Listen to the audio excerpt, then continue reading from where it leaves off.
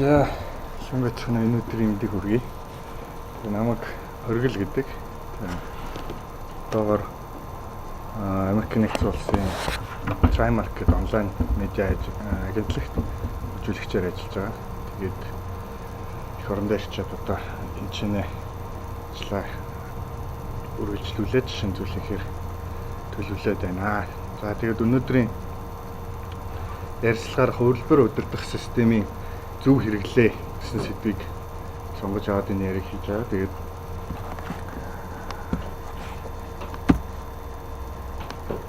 өнөөдөр болохоор ерөнхийдөө хувилбар удирдах системтэй бол бүгдээрээ ажиллаад үтцсэн байгаа гэж бодож байна. Тийм учраас одоо яаж ашигладгийн тэр командууд болон тэгээд давуу талуудын талаар биш, аль болох хэрэглээ талаас нь яаж зөв хэрэглэх вэ? Хэдийд ер нь зөвөр ашиглах уу, тэгээд ямар үр дүнд хүрч болох тэр талаас нь ярих хичээсэн байгаа. Тэгээд яг энэ командуудын талаар бол энэ хас чулуу тэр юун дээр өмнө нь бол яриа хийсэн мөлий. Тэгээд тэрийг үзег болоод үзээрэй. Тэгээд мөн progit.org гэх сайт байгаа. Энэ дээр болохоор яг энэ гитийн талаар бүр маш дэлгэрэнгүй нарийн тайлбарлсан байна. Тэгээд мэдээж интернетээр бас олон их сурвалжууд байгаа, тэндээс дэлгэрүүлж үзнэ гэж бодож байна. За тэгээд өнөөдрийн яриагаар ерөнхийдөө юуг хамарч ярих вэ гэхээр бидний бичээд байгаа одоо код төсөл маань ямар хуу шин чанартай, ямар бүтэц бүрэлдэхүүнтэй байдаг юм бэ? Тэгээд тэрэн дээр хувилбар удирдах систем маань өөрөө яаж ажилладаг вэ? Тэгээд энэ кодын өөрчлөлт болон хувилбар удирдах системийг хамтарч зөв ашигласнараа ямар үр дүнд хүрч болох вэ гэдэг талаар ярилцсан. Тэгээд энэ хувилбар удирдах системийн маань үндсэн ойлголтууд болохоор commit байгаа, мөчир буюу одоо branch гэдэг ойлголт байгаа. Тэгээд нийт агуулах гэсэн ойлголт байгаа. Тэгээд эдгээрийг хэрхэн зөв ашиглах вэ? Мөн ганцаараа ашиглаж байгаа тохиолдолд агуулах маань ямар бүтэц зохион байгуулалттай авах вэ? Дараа нь тэрийгэ дэлгэрүүлээд багаараа ажиллаж байгаа тохиолдолд ямар бүтэц бүрэлдэхүүнтэй болох вэ? Тэгээд тэр дундаас хэд хэдэн загвар би танилцуулна. Тэгээд тэр дундаас энэ удирдагчтай агуулгын загвар буюу одоо GitHub-ийн ажиллаж байгаа зарчим байгаа. Тэр зарчмыг дэлгэрэнгүй тайлбарлаж өгнө. Тэгээд эцэст нь болохоор энэ хувилбаруудаа ер нь түгээмлэр яаж нэрлэдэг юм бэ?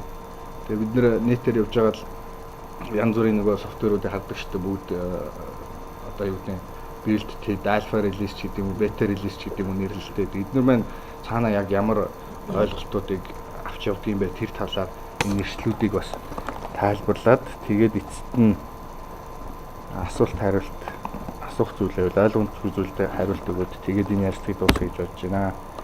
За тэгээд төслийн код гэдэг маань бидний бичээд байгаа код маань ямар шин чанартай байдаг юм бэ? Тэгэхээр ер нь альва төсөл маань өөрөө ерөөсөө багийн бүтээл байдаг. Шууд болон шууд бус утгаараа ерөөсөө 100% бүгдийг өөрөө гараар бичсэн ганц хүн суугаад бичдэг код гэж ер нь бол цөөхөн тэ. Одоо ингээ код бичиж байгаад ядж л 3 дахь нэг сан юм уу оруулж ирээ тэрэн дээрээ ажиллах жишээтэй. Тэрийг маань болохоор бус хүмүүс зохиосон байдаг тэ.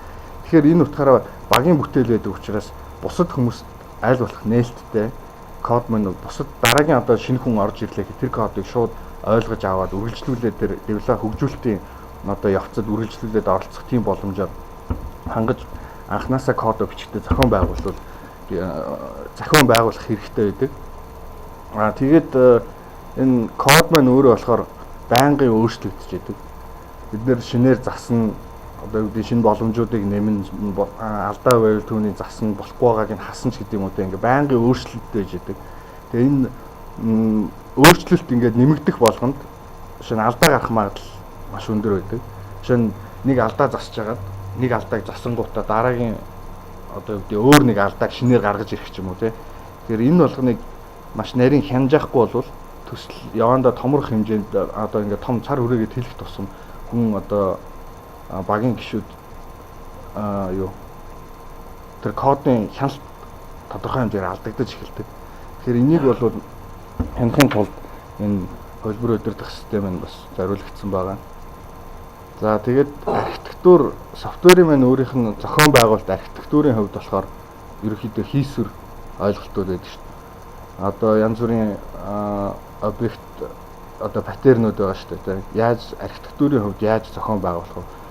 Тэгээд энэ маань өөрөө их хийсвэр ойлголт байдаг учраас тухайн прожект болгон дээр unique тийм одоо ойлголтууд байдаг учраас энийг хянж явах кодын одоо хөгжүүлэлтийн явцад энэ маань яг тэрэндээ одоо юу гэдэг тэрийг дагаж биш одоо тэрнийхээ одоо хөгжүүлэлт нь гажуудах тийм үйл явц ажиглагддаг тийм. Тэгэхээр энэ дээр бас хяналт бас сайн тавьж явах хэрэгтэй. За тэгээд хэрэгжүүлэлт код өчөөд эхэллээ. Тэгээд яг хэрэглэгчийн гар дээр хүртэл маш олон шат амжилтыг дамждаг. Зүгээр бид нэр одоо юу гэдэг код өвччээ тэрийг шууд хуулаад нөгөө хэрэглэгчид авчиад өгчдөг тий. Тэр маань бас одоо тестчлэн ч гэдэг юм уу зонд нь одоо deployment одоо юу гэдэг ядчил архивлаа зифлээ тодорхой стандартын нэрүүд тэр хүн дээр үргэж явах хэрэгтэй. Эсвэл compiled data ч юм уу тий. Тэгэхээр маш олон шат дамжлагуудыг дамжиж байгаа. Тэгэхээр энэ дээр бас мөн хяналт хэрэгтэй болно. Төсөл маань өөрөө ялангуяа энэ програм хангамжийн төслүүд маань болохоор маш олон асуудлуудыг нэг дор шийдэж тэр төсөл маань өөрөө амжилттай явж идэг. Тэгэхээр маш олон асуудал маань гэдэг нь юу байх вэ гэхээр за тэр цаат гарсан байгаа. Тэд нар болохоор ерөнхий ялваа нэг төслөөр гарч ирдэг асуудлууд. Одоо шинэ өгөгдлөө хаана хадгалах юм те? Яаж хүмүүстэй хүрэх юм? Ямар техник дээр ажиллах юм? User interface талаасаа ямар байх юм гэдэг. Энэ тус бүр дээрээ эдгээр асуудлууд яригдчих. Одоо өгөгдлөө чинь data storage гэхэд тэр нь одоо энэ те хэр найдвартай байх юм? Чанарын хувьд хэр байх юм? Хурдны хувьд хэр байх юм? Хэр уян хатан байх юм гэдэг. Энэ асуудал болгон дээр энэ boundary одоо өгөгдлүүд яригдчих байдаг. Тэгэхээр үндсэндээ одоо тэр голд зурцсан байна те ингээд огтлцсон дөрвөлжин тэрний одоо огтлцлын цэг болгон дээр асуудлууд үүсэж байна гэсэн. Тэр одоо софтвер одоо хөгжүүлэлт маань энэ огтлцлын цэгүүдийг аль болох олныг хамарч иж тэр төсөл маань өөрөө амжилттай болж байна гэсэн. Зүгээр нэг юу гэдэг одоо зөвхөн нэг асуудлыг шийдчихээ тэр маань амжилттай болохгүй. Хэрэглэгч маань маш олон талаас энэ системтэй ажиллаж идэг учраас энэ төсөл маань өөрөө маш тийм комплекс зүйл болж өгдөг. Тэгэхээр энэ асуудлуудыг маш нарийн бүгдийн кодонд тусгаж өгөх хэрэгтэй. Тэгжээж энэ софтвер маань болохоор амжилттай хэрэгжинэ гэсэн. За тэгээд хувилбар удирдах систем гэдэг болохоор төрөний энэ асуудлуудыг шийдэхэд тусалдаг маш олон хэрэгслүүд байдаг. Тэр хэрэгслүүдээс зөвхөн одоо нэг одоо файлтай ажиллаж байгаа, файлын өөрчлөлттэй тэр болгоныг хянаж байгаа тэр хэрэгслүүд юм аа. Тэгээ үндсэндээ бол энэ өөрчлөлт тэр одоо кодынхоо өөрчлөлтийг төслийнхөө өөрчлөлтийг хянаж чадахгүй байгаа тохиолдолд төрүүчийн асуудлуудыг одоо шийднэ гэж бол баг байхгүй. Тэгэхээр үндсэндээ энэ хувилбар удирдах системийг хэрэглэхгүйгээр түрүүн ярьсан тэр асуудлуудыг юу нэг баг шийдэх боломжгүй гэлчил юу нэг баг болох гэж бодож байна. За тэгээд түрүүний тэр асуудлуудыг шийдэхийн тулд хувилбар удирдах систем маань ажилладаг байна. Тэгэхээр хувилбар удирдах системээ зөв ашигласнаар бид нэр ямар үр дүнд хүрэх юм бэ гэхээр хувилбарын одоо оновчтой шийдэл. Тэгээд үндсэндээ өнгөрсөн одоо хугацаанд юу хийж бүтээж байгаа, ирээдүйд юу хийх гэж байгаа тэр төслийн явцыг маань тодорхой хянж өгөх боломжтой болж байгаа. За дээрэс нь одоо road map гэдэг програмын road map гардаг шүү дээ. Ирээдүйд одоо юу гэдэг хугацаа заагаад тийм боломжуудыг шинэ вершн маань, шинэ хувилбар маань агуулж явнаач гэдэг юм уу те.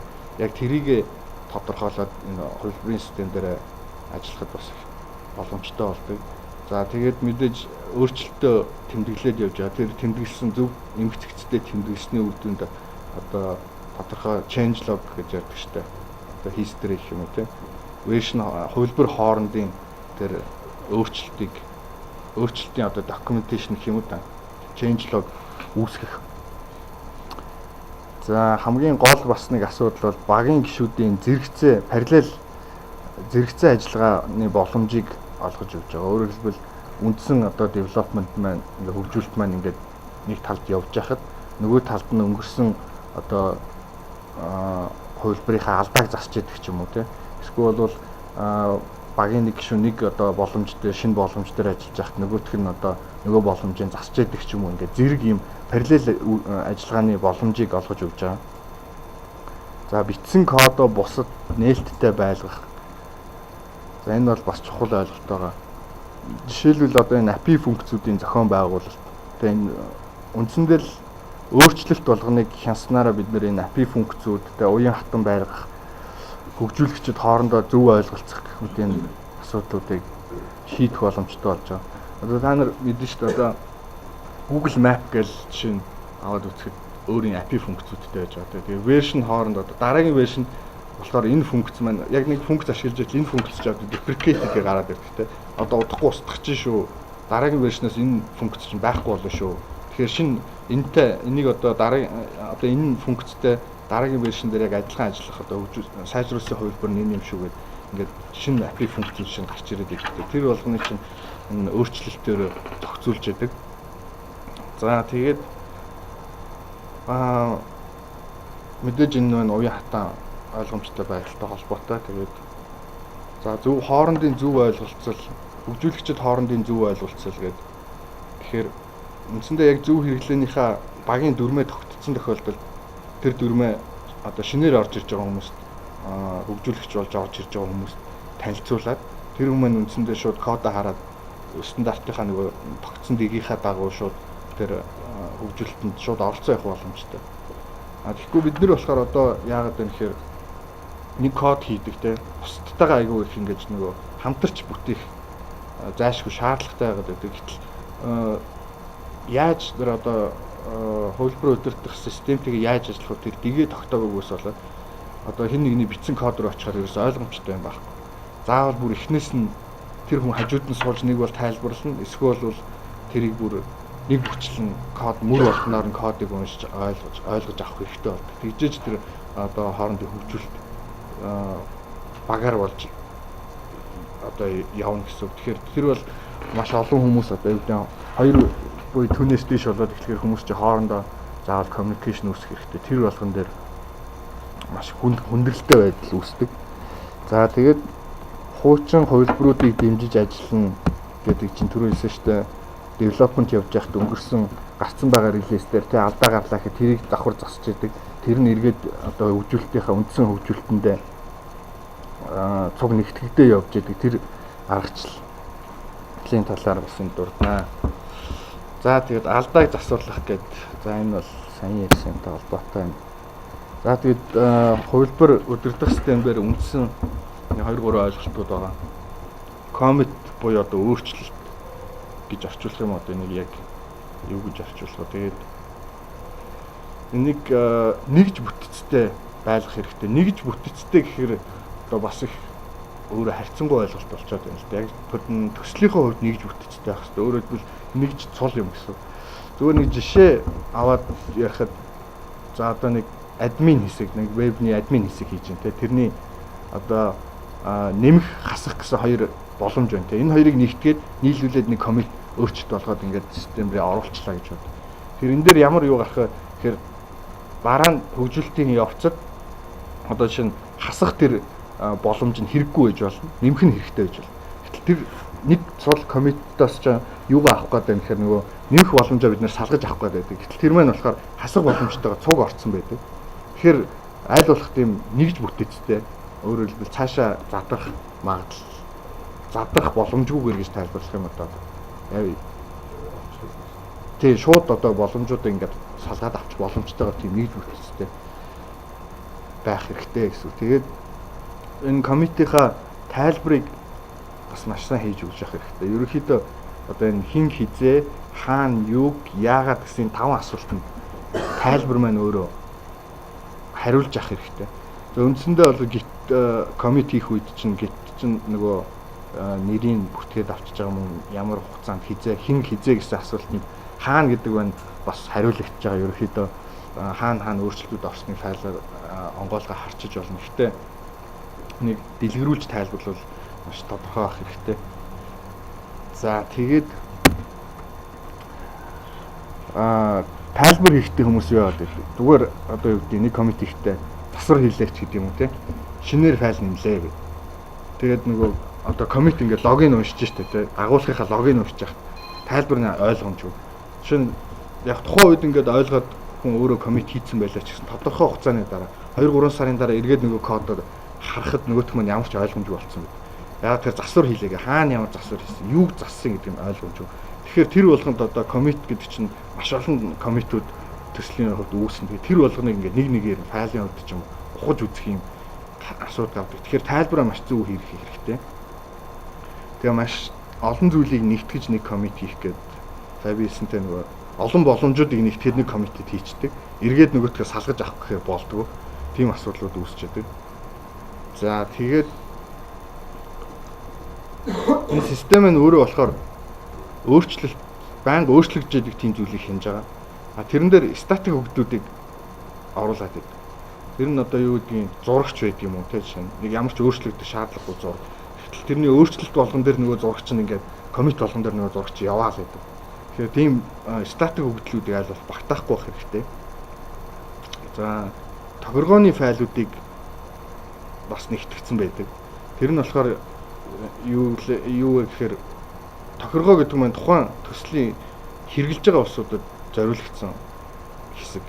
Тэр одоо юу гэдгийг тухайн хүн өөрийнхөө сервер дээр тэр кодыг чи аваад ажилууллаа. Одоо веб-ийг үтгэхэд ажилуулаад тэрэн дээр database-ыг тохируулна. Тэрэн дээр чинь database username, password гэх юмнуудаа тохируулж өгнө. Энэ болгоныг нь авчиад юун дээр хийцэн нөгөө тэг гит дээр ингээд цуг аваа явцсан байдаг. Тэгээд энийг бол өөрөөр одоо нөгөө төслүүдийг харж яхад юу байдаг штэ. Config-ийг dist гэсэн файлууд байдаг штэ. Одоо distribution тэрэн дотор нөгөө одоо бүглэх талбарууд ингээ хоосон иргэцэн тэр файлыг чинь хүмүүстээ тарааж өгч явах хэрэгтэй ч гэдэг. За тэгээд бас нэг орхигдуулаад гэдэг нь шууд оролцдог одоо шууд бус хөндлөнгийн өөрчлөлтүүд одоо database гэдэг юм уу те. Тэр төслийн маань тэр яалч юу салшгүй нэг хэсэг байж байгаа. Тэрний өөрчлөлтийг орхигдуулчихдаг. Дан файлынхаа өөрчлөлтийг аваа яваад байдаг. Үндсэндээ тэр гитээс маань код бидний хийж байгаа төслийг гаргаж авлаа. Тэр хэрэглэгч одоо өөр дээрээ авчираад ажилуулахад тэр маань ажиллаж явах хэрэгтэй. Ямар нэгэн байдлаар юу гэдэг database нь орхигдсон ч гэдэг юм тиймэрхүү зүйлүүд бол байж болохгүй. Тэгэхээр database-ийнхаа өөрчлөлтийг бас давхар энэ commit дээр агуулж авах хэрэгтэй. За 3 дахь сан компонентууд, фреймворкуудыг нэгтгэгдсэн.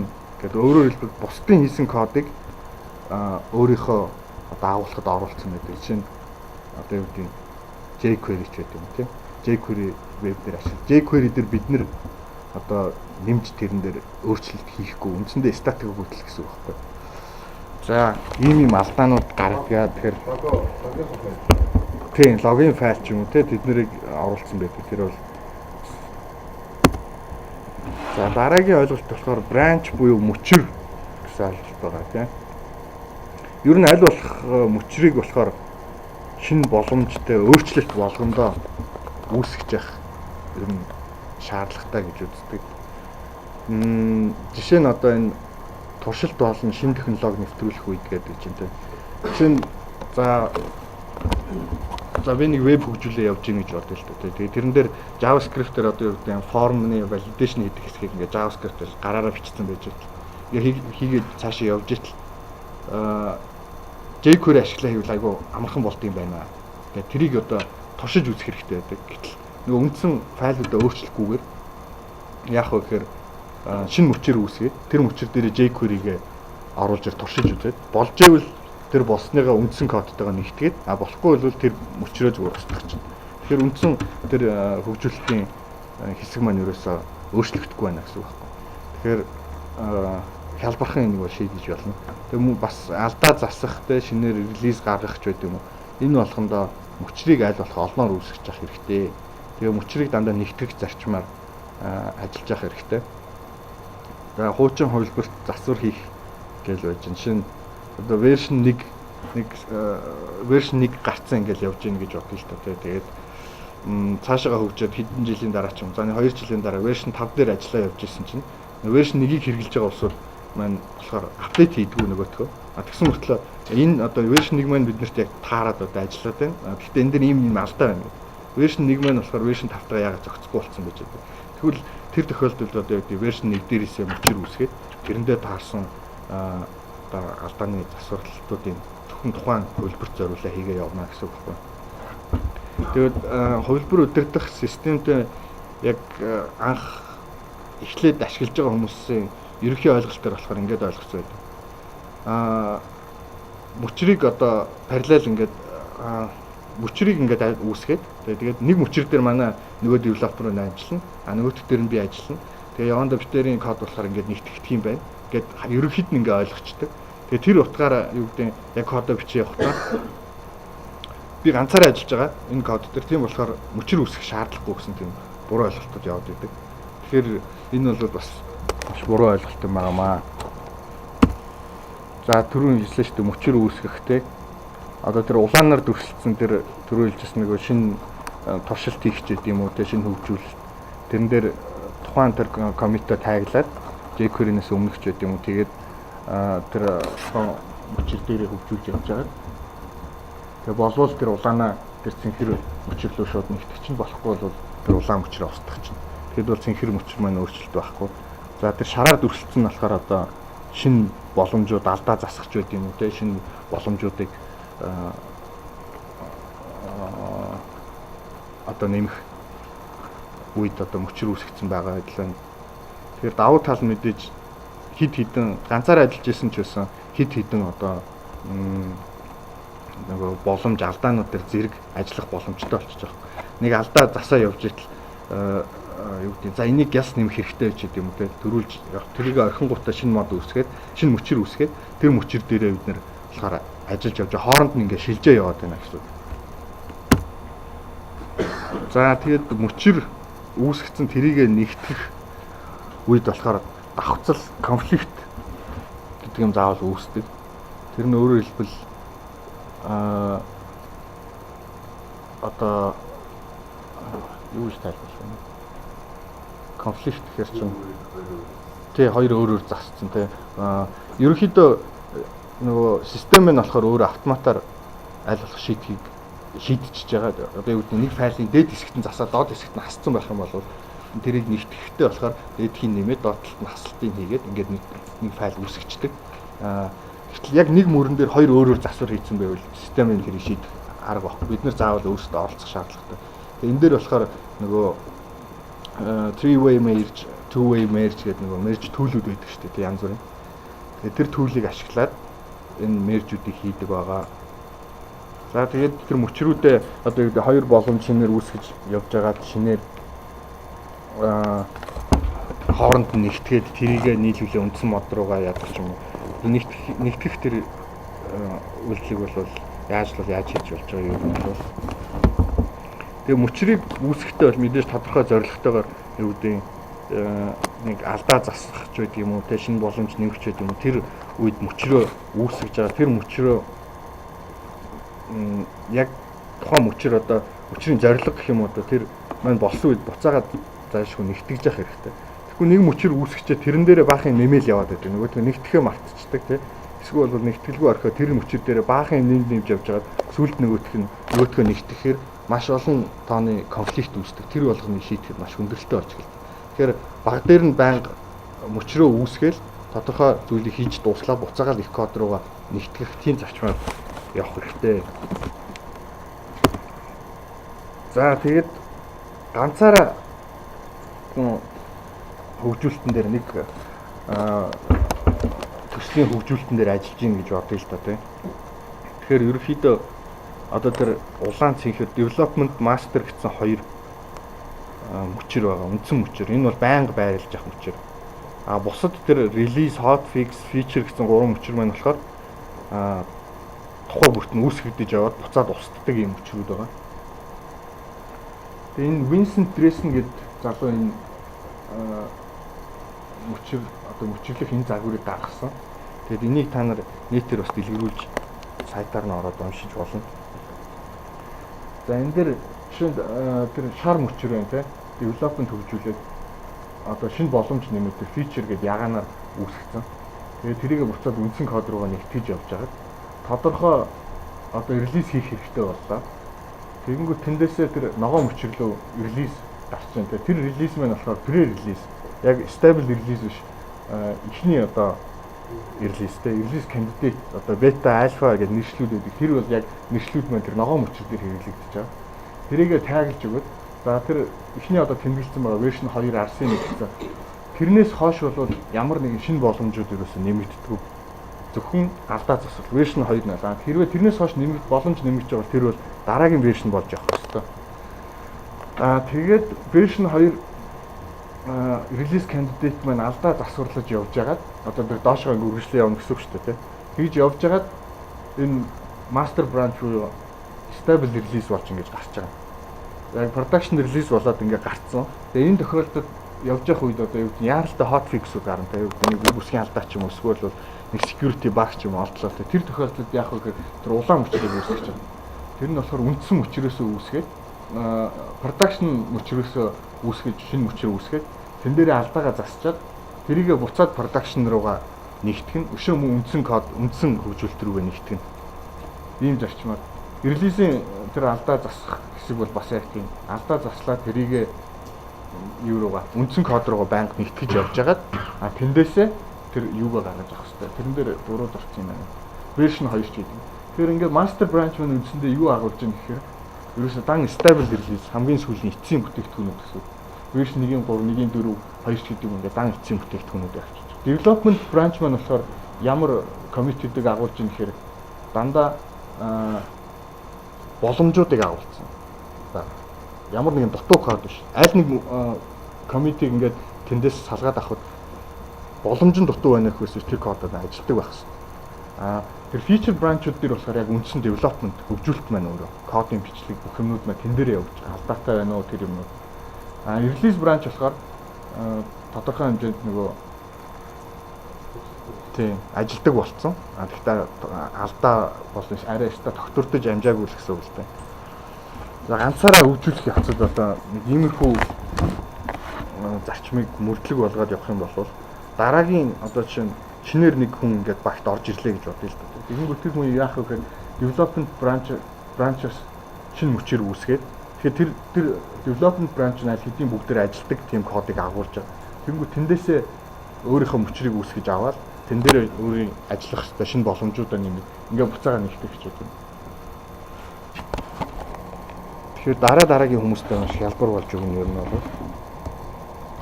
За тэгээд саяын энэ дээр энэ дээр ойлгохдохгүй юм байна уу юу? Энэ дээр нэг ярилцаад ойлгомжгүй зүйл байдаг. Яг тэгэхээр дараагийнх нь болохоор энийг арай өргөжүүлсэн загвар байгаа. Тэгэхээр энийг сайн ойлгоод авчвал эндээс яг асуулт байна уу юу? За тэгвэл дараагийнх нь энэ болохоор ганцхан одоо нэг төсөл дээр ажиллаж байгаа гэж үзэж байгаа шүү дээ. За хоёр буюу түүнээс дээш хүмүүс болоод ирэхээр багийн агуулгын загвар гэдэг байгаа. Энэ нь болохоор энэ ерөнхийдөө нэг түгээмэл 3 төрлийн загварчил. За юм л да. Төвлөрсөн shared repository, integration manager, тэгээд dictator and lieutenants гэдэг энэ 3 төрлийн байна. За энэ shared repository энэ загвар нь болохоор үндсэндээ одоо нэг subversion маягийн централ нэг тийм агуулгатай. Тэрний девелоперууд маань болохоор бүгд өөрчлөлтөд тэрлүүгээ нэгтгэж яадаг. Тэгээ энэ загварын яг дутагдaltaй тал гэх юм бол одоо subversion шүү дээ. Жишээ нь бол subversion яагаад дутагдaltaй байна вэ гэхээр девелоперуудын хөгжүүлэгчдийн маань хийж байгаа үйлдэл болгон үндсэндээ тэр shared агуулгад маань тусгагдчихэйдэг. Тэгэхээр нэг хувь хүнийхээ хувьд ч гэдэг юм нэг жоохон тийм айцтай гэдэг юм байна л да. Буруу хийчих үуч гэдэг юм уу те.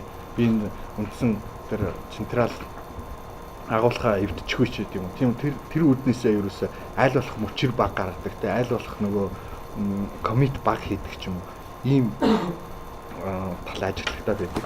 Тэгээ уучин бол одоо шинэ open source project subversion дээр яаж явдаг вэ гэвэл үндсэн девелоперууд маань болохоор централ дээр агуулгыгаа удирдах гэдэг. А бус хүмүүс тэрэнд яаж оролцдог вэ гэхээр централ агуулгаа өөрлөгөө татаж аваад тэрийг хуулж өөр дээрээ авчираад тэрэн дээрээ засвараа хийчихэд тодорхой тэр хийсэн засвараа патч болгодог. Патч болгоод тэрийг мэйлэр үндсэн девелоперууд руу явуулдаг.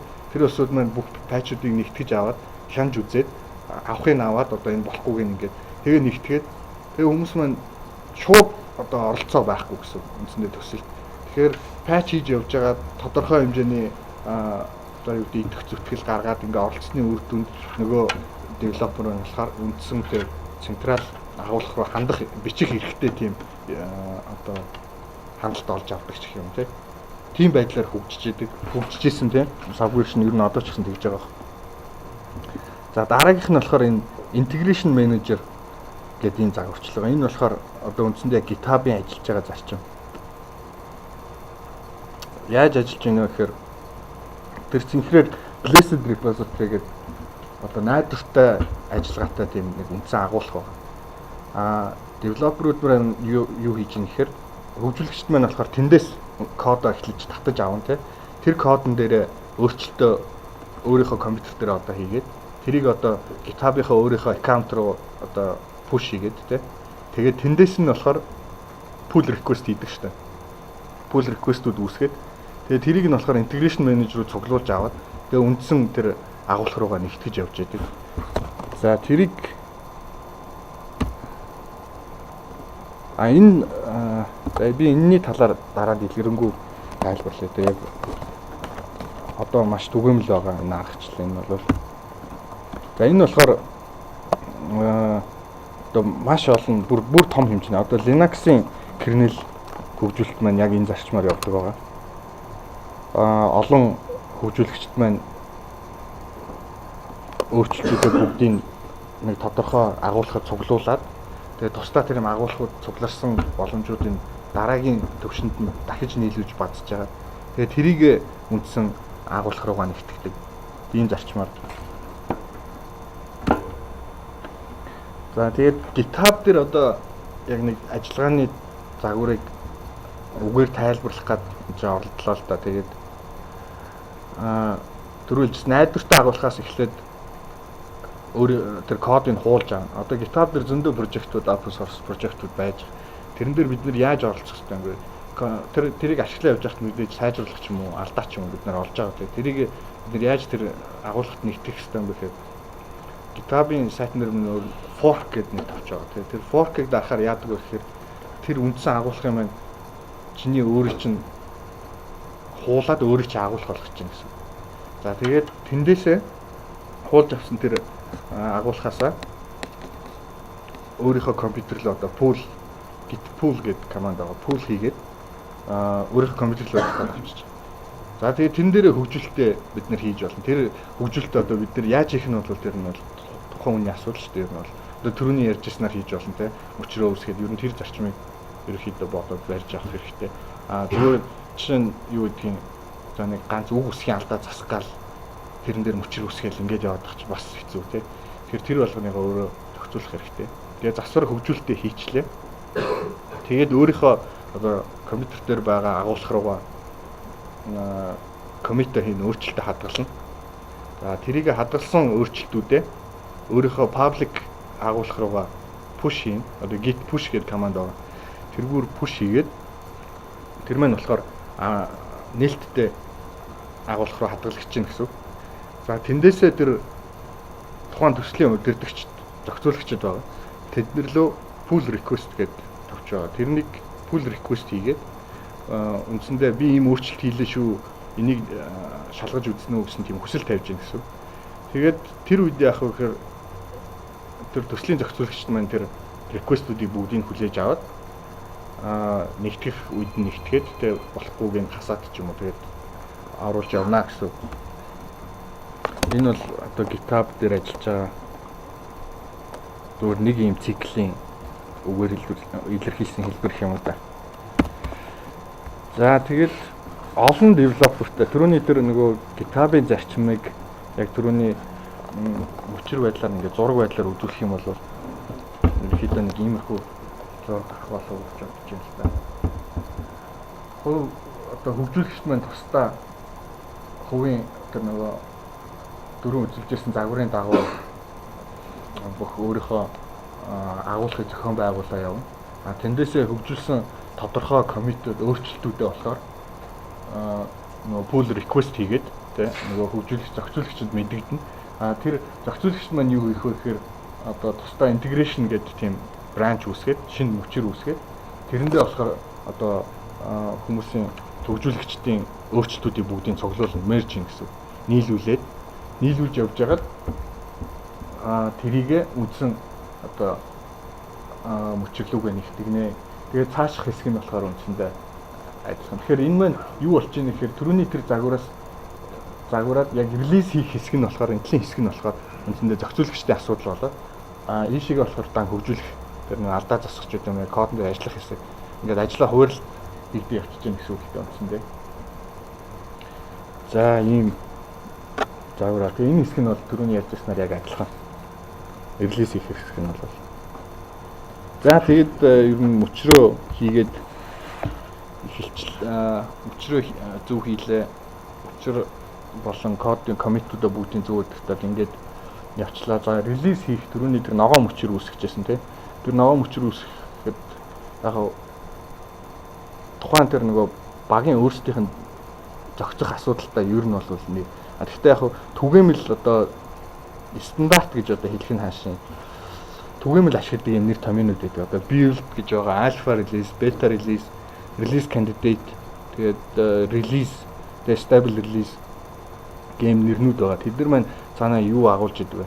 Тэгэхээр build release гэдэг маань үндсэндээ тухайн өөрчлөлтүүдийг нэгтгэсний дараах одоо unit test нэгтгэсний дараа чи unit test ажиллана те unit test ажиллана. Эсвэл compile хийгдэн source маань. Тэгэхээр тэр compile хийгдэн амжилттай болсон тохиолдолд build релизүүдийг гаргаж явдаг. За тодорхой нэг боломжуудыг нэгтгэхэд alpha release гаргадаг. Энэ нь болохоор дөнгөж одоо ажиллаж байгаа гэсэн. Тухайн боломжууд яг ажиллаж байгаа. Гэхдээ тэрэн дээр бол алдаа маш ихээр байгаа. Цаашдаа тэр одоо юу гэдэг API функцүүд байвал тэднээс нэр томьёоллууд нь бүгд дараагийн version-д өөрчлөгдөж магадгүй тий. Тим хөлбөрөд тэгээ alpha release голдуу ер нь бол хаалттайгаар гаргадаг энийг бол тэнд alpha release нээлттэй гаргацсан байдаг л да тийм alpha release гэсэн. Энэ бол яг тухайн тэр хөгжүүлэгчдээ өөрсдийнх нь зохицох тийм асуудал байхгүй юу. Alpha release-ээ public гаргах уу гарахгүй гэдэг бол тэр тухайн багийн өөрсдийнх нь дээрх нь л асуудал. Гаргаж болно гарахгүй гэж болно. Alpha гэж нэрлэхгүй ч байж болно. Өшөө нөгөө юугаар бүр нэрлэлсэн юмуд байдаг шүү дээ. Одоо энэ сүүлийн үед бол энэ янз бүрийн амтны нэрээр ч үт юм уу те. Одоо энэ Macos гэдэг чинь Snow Leopard гэж тэр чинь 16 version хэлж байгаа шүү дээ. Line гэдэг бас нэрлэлсэн байж байгаа. Тэгээд ер нь нэрлэх нь бол тухайн багийн асуудал. За тэгээ beta release гэдээ гардаг. Тэр нь болохоор ерөөхдөө нийтэд public team release гаргадаг. Өөрөөр хэлбэл бусдаас санаа оноодын тэр кодн дээр саналыг авч бусдад танилцуулаад тэгээ алдаа байвал тэрийг засах зорилготой. Тэгээд энэ дээр бол тэр public API функцүүд үндсэн архитектур маань бол ерөөхдөө бүрэн болцсон байж байгаа тийм. Энэ дээр бол маш бага зэргийн өөрчлөлтүүд одоо функцийн нэр өөрчлөгдөх юм уу тиймэрхүү бага зэргийн өөрчлөлтүүдийг хийгдэж явдаг. За түрүүний тэр release candidate гэдэг хөлбөр байгаа. Энэ маань болохоор архитектурын хувьд бол ямар нэг өөрчлөлт дахиж орохгүй, шинэ боломжууд нэмэгдэхгүй, зөвхөн алдаа засварлах. Тэгээд тийм хөлбөр байгаа. Тэгээд API функцийн хувьд одоо freeze гэдэг нэг ойлголт байдаг шүү дээ. Одоо энэ нэр томьёо дахиж өөрчлөгдөхгүй. Тэгэхээр энэ одоо тэр API функцүүд дээр суйрлаад програм бичиж байгаа хүмүүст бол үндсэндээ мэдээлэл өгч байгаа байхгүй. Та бидний одоо дараагийн релиз гарахад энэ функцүүд маань яг энэ хэвээрээ байх юм шүү гэдэг тийм тэр ойлголтыг өгч байгаа. За энэний доор бол stable release гэдэг. За тэр stable release нь бол ойлгомжтой багтай бүгд нөгөө хамгийн эцсийн тогтвортой алдаагүй одоо зөв ажиллаж байгаа тийм хөлбөр. За тэгээд саяных болохоор одоо build релизүүдийн нэршил байсан те. Тэгвэл хувилбараа яаж дугаарлах юм бэ? Дугаарууд маань ямар хүчтэй юм бэ? Тэгээд энэ сүүлийн үеийн semantic version number ингээд энэ GitHub-ыг үүсгэсэн үүсгэгчдийн нэг Tom Preston гэж болохоор юм 3 оронтой. Тэгээд build number гэсэн хувилбартай энэ semantic version number гэдэг ийм загварыг гаргаад танилцуулаад стандарт болгох гээд яваад байгаа. Тэгээд ерөнхийдөө харагдах байдал нэг тиймэрхүү. Version 1-ийн 2-ын 5-ын release candidate нэгч гэдэг юм уу те. Эсвэл бол юу гэдэг stable release 2 ч гэдэг юм. Тэгээд эхний орон хамгийн эхний орон байна. Тэр болохоор major хөлбөрийн буюу том хэмжээний өөрчлөлтүүд одоо шинэ боломжуудын цуглуулгал гэсэн үг л дээ. Хийгдэж байгаа үед тэр эхний оронгийн тоог нэмж өгч байгаа. А хоёр дахь нь болохоор minor хөлбөр буюу жижиг хэмжээний одоо алдаа засварч гэдэг юм те тиймэрхүү зүйлүүдийг. Гурав дахь нь болохоор тэр patch хөлбөр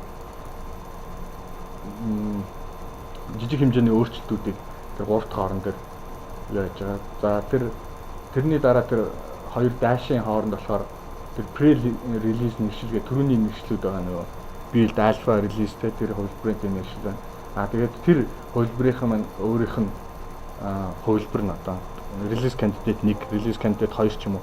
Тэгээ 2, 3, 4, 5 гэж явж байгаа. Тэндээсээ stable release гарч байгаа ч гэдэг тийм. Тэгээд ерөөхдөө юм байгаа. Яг энэний бүр дэлгэрэнгүй маш нарийн бүр тайлбарлсан байгаа. Тэр доор хаяг нь байж юм. Same.org гэсэн хаягаар ороод энэний талаар бүр дэлгэрэнгүй уншиж танилцж байна. Зарим ихний measure үзүүлэх яа тийм. Тэгэхээр энэ бол бас л нөгөө багийн хөгжүүлэгчдийн өөрсдийнх нь тохирч байгаа асуудал та. Зарим одоо биний прожект харж байсан нөгөө PTO гэж байдаг штэ. 300-ны гэдэг хязгаарг үргэлждэг. Тэгээд version гарах болгондоо тэр артлын нэг оронг нэмээ яваад байдаг. Тэгээд тэгж зохион байгуулсан бас нэг тийм прожект харж лээсэн тэгээд. Тэр бол өөрсдийнх нь ерөөсөө нэрлэх дотоод өөрсдийнх нь дэгийн л асуудал. Зүгээр 1 2 3 4 5 6 гэж явцсан ч болно шүү дээ ер нь. Тэгээ энэ маань болохоор ямар давуу тал гэхээр ерөөсөө тийм хөгжүүлэлтийн өөрчлөлт болгоныг үндсэндээ нэрлээ явчихж байна. Шинээр хүн орж ирлээ гэхэд тэр хараад яг аль хэсгээс нь энэ код мөчөр үүсгэгдсэн байна. Аль хэсэг дээр явж байгаа юм байна. Тэрийг энэ зүгээр энэ хэдэн тооноос хараад мэдэх боломжтой болж байна гэсэн үг л дээ ер нь бол.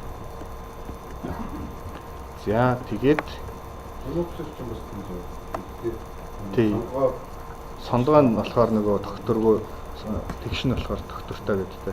Гэтэ одоо болохоор нөгөө юу болчих шүү дээ 3-0 гэдэг одоо саяны энэ загварчлал руу орсон шүү дээ Linux чинь 2.6 хамгийн сүүлийн 2.6 тэгээ одоо 3.0 гэж очиж байгаа шүү дээ.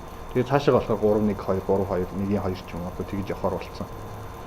За тэгээд энэ чинь болохоор нөгөө яг төрөний одоо энэ ажиллагаа болохоор маш олон командууд зүгээр нэг команд хийгээл мөчр үүсгээд юм биш.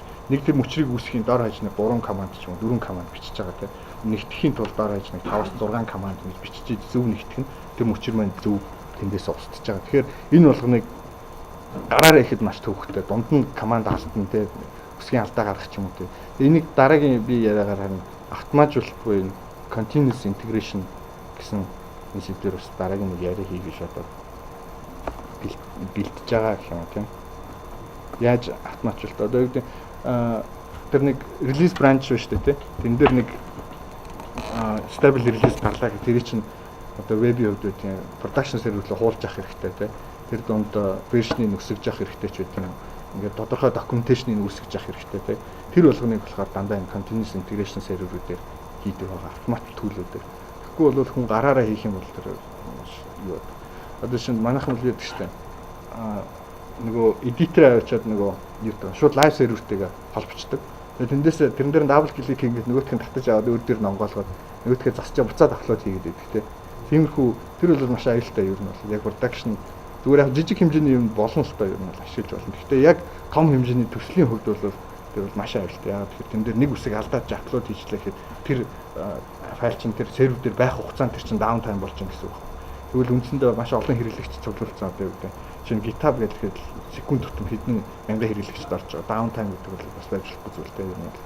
Тэгээ ялангуяа төлбөр мөнгө авч байгаа. Тэгээ сервис үзүүлж байгаа тийм тохиолдолд бол тэр бол ер нь байж болох асуудал. Тэгэхээр тэр болгоныг хааш нь хуулах уу одоо documentation generate хийгээд хаана сервер рүү гаргах уу тэр version саяны тэр number өсөлт бүх юмнуудыг болохоор Git-ээс автомат төлөвлөдөр дандаа удирддаг. Тэгээ үндсэндээ тэр development branch дээр бид нэр commit хийнгүүтэл цаана сервер мөр ажиллаад бүх юунууд аваад шаардлагатай мэдээллүүд аваад тэр documentation-ыг боловсруулад unit test-ийг ажиллуулад бүх report-ийг мэйлээр нь шийдэж ч юм уу тиймэрхүү нэг бас бүтэн цикл байгаа. Тэгээд тэрний талаар би дараагийн яриан дээр ярья гэж бодсон юм аа. За тэгээд өнөөдрийн юм шиг юм болсон. Тэгээд ойлгомжгүй зүйл байна уу, асуух юм байна уу?